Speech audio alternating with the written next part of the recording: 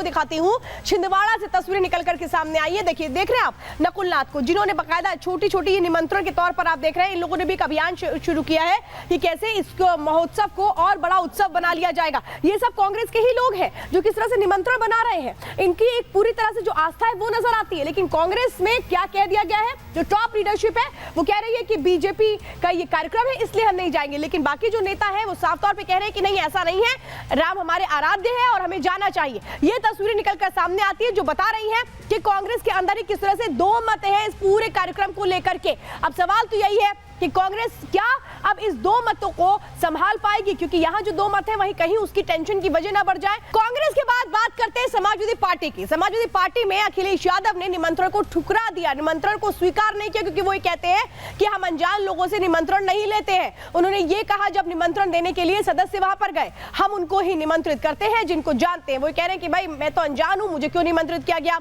जिनको जानते नहीं है उनसे हम निमंत्रण नहीं लेते हैं। कैसे लिया जा सकता है, जिनको नहीं जानते हैं उनको आखिर किस तरीके से हम उनसे कोई भी चीज स्वीकार कर सकते हैं, ये कहा गया। अब उनकी पार्टी के राकेश प्रताप सिंह है जो वो क्या कह रहे हैं, वो ये कह रहे हैं कि हम सब भगवान राम के अनुयायी हैं।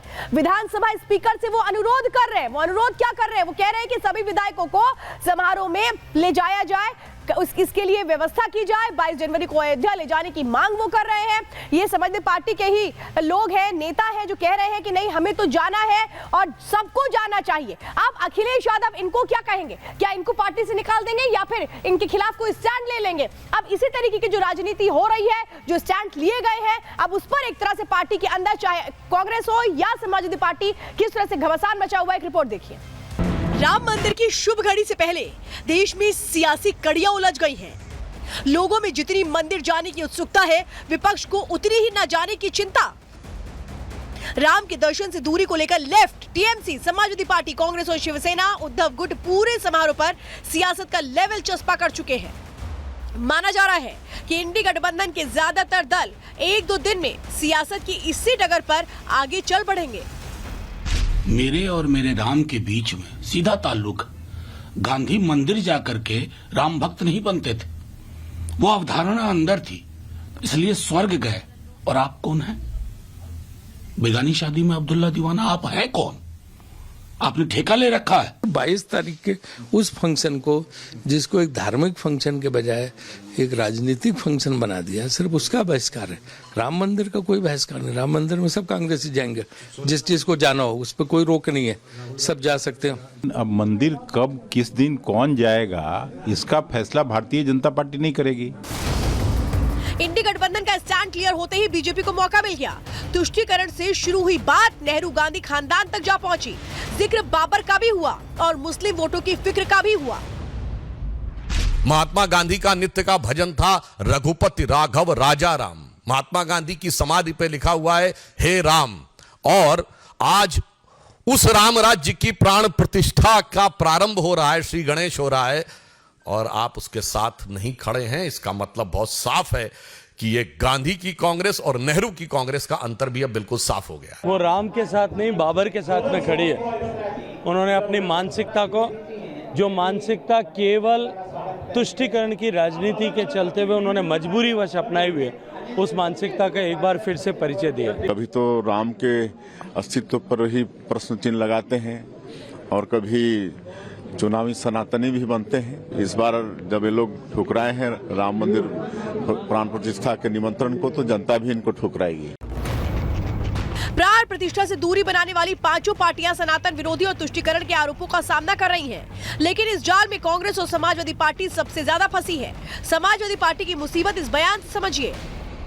मैंने विधानसभा अध्यक्ष जी से पत्र के माध्यम से मांग की है कि उत्तर प्रदेश के उन विधायकों को ले चलें जो प्रभु राम में आस्था और विश्वास रखते हैं। मैं आज रामलला जी का पूज्य प्रभु श्री राम का दर्शन करने आया था, तो इसको कहीं से आप राजनीति से मत जोड़िए।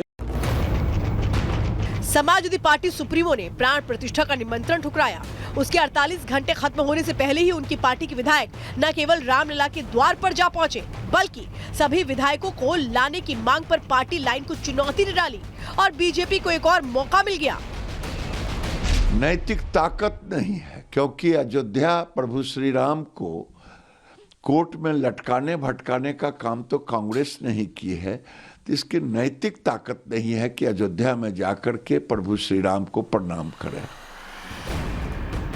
सियासत की ऐसी ही नाव में कांग्रेस भी सवार है।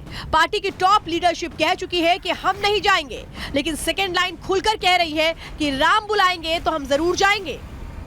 जीवन में एक ही बारी ऐसा मौका मिलता है कि इस इतिहास का हम गवाह बन सके, तो एक सनातनी होने के नाते, एक हिंदू होने के नाते ये मेरा परम दायित्व है, मेरी जिम्मेवारी है कि मैं उस दिन वहाँ पर उपस्थित रहूँगा भी, और इस इतिहास को बनते हुए जो है मैं इसका गवाह बनूंगा। करोड़ों कांग्रेस के कार्यकर्ताओं का दिल टूटा है। भगवान श्री राम के मंदिर में के निमंत्रण को स्वीकार ना करना ये बहुत दुखद है। विक्रमादित्य अकेले नहीं हैं, बल्कि कांग्रेस में कई दूसरे बड़े नेता राम की आस्था में लीन हैं। कई नेता ऐसे हैं जो अयोध्या जाना चाहते हैं, लेकिन टॉप लीडरशिप के स्टैंड की वजह से चुप्पी साधे हुए हैं। विश्व हिंदू परिषद कह रही है कि हमने सबको बुलाया है। हम लोगों ने सबको बुलाने का तय किया। हमने उन सबको एक समान धरातल पर विचार करके निमंत्रण दिया। जो आए उसका स्वागत है, जो नहीं आए ये उसकी इच्छा है। कुल मिलाकर कांग्रेस और समाजवादी पार्टी राम मंदिर की सियासत में उलझ चुके हैं। दोनों पार्टियों ने प्राण प्रतिष्ठा में न जाने का फैसला लेकर सनातन प्रेमियों से बैर तो मोल ले लिया, लेकिन अपनी ही पार्टी के नेता भी खुलकर खिलाफ खड़े हो जाएंगे, ऐसा शायद ना अखिलेश ने सोचा था, ना खड़गे ने। Bureau report, Republic Bharat.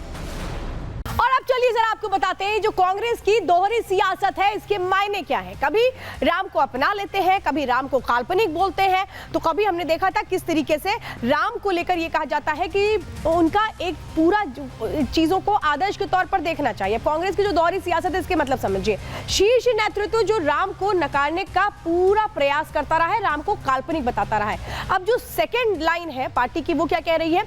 आस्था से स्थानीय हित साधने की कोशिश हो रही है, जिसमें आचार्य प्रमोद कृष्णम जो आज ही अयोध्या भी जा रहे हैं, वो साफ तौर पे कह रहे हैं कि जो पार्टी ने स्टैंड लिया है वो बिल्कुल गलत है, मेरा दिल टूट गया, वो ये कह रहे हैं। अब चलिए जरा मैं आपको बताती हूँ कि कोई ये नई बात नहीं है। कांग्रेस जो है वो बात बात में सिर्फ और सिर्फ बहिष्कार की राजनीति करती है। जब देश में कुछ बड़ा होता है तो सबसे ज्यादा दर्द किसको होता है? कांग्रेस के पेट में होता है, और कांग्रेस को बुरा लगने लगता है। कांग्रेस उस पर सियासी रोटियां सेकना शुरू कर देती है, और हर जगह क्या सोच है? सिर्फ और सिर्फ वोट बैंक की सोच सामने आती है। अब क्या किस तरीके से इससे पहले बहिष्कार किया गया, लेकिन अभी देखिए आप राम मंदिर का बहिष्कार किया गया, राम मंदिर के इनविटेशन को स्वीकार नहीं किया गया। याद है आपको जब नई संसद का उद्घाटन हो रहा था, तब भी एक तरह से कांग्रेस ने सियासत की थी और उस कार्यक्रम में वो शामिल नहीं हुए। G20 का जो एक तमाम देशों के जो राष्ट्राध्यक्षों के साथ डिनर पार्टी थी, वहां पे भी नहीं गए विपक्षी पार्टी, उन्होंने उसका बहिष्कार किया। राष्ट्रपति के अभिभाषण तक का इन लोगों ने बहिष्कार कर दिया था। प्रणब मुखर्जी को भारत रत्न मिला तो उसको लेकर भी उन्होंने सवाल उठा दिए, और कैसे बहिष्कार किया गया उस वक्त भी, जबकि ये तो उनकी पार्टी के ही नेता थे, लेकिन फिर भी कैसे बहिष्कार की राजनीति होती रही है। और इस पूरे मामले को लेकर बीजेपी क्या कुछ कह रही है, सुधांशु त्रिवेदी क्या कह रहे हैं, अनुराग ठाकुर क्या कह रहे हैं, सुनते जरा। संसद सत्र चलता है तो कांग्रेस बायकॉट करती है, मोदी जी का भाषण हो तो बायकॉट करती है, संसद भवन बना तो कांग्रेस ने बायकॉट किया।